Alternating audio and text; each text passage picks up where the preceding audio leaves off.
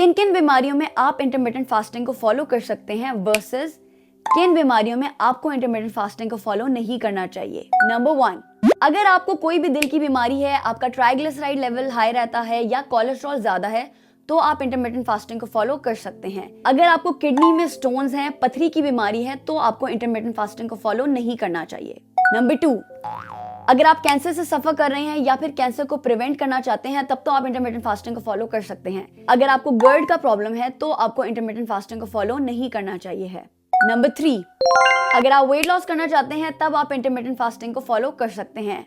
अगर आपको डायबिटीज है, शुगर का प्रॉब्लम है, तब आपको इंटरमिटेंट फास्टिंग को फॉलो नहीं करना चाहिए है। नंबर 4, अगर आपके जिस्म के किसी भी हिस्से में सोजिश है, इन्फ्लेमेशन है, तो आपको इंटरमिटेंट फास्टिंग को फॉलो करना चाहिए है।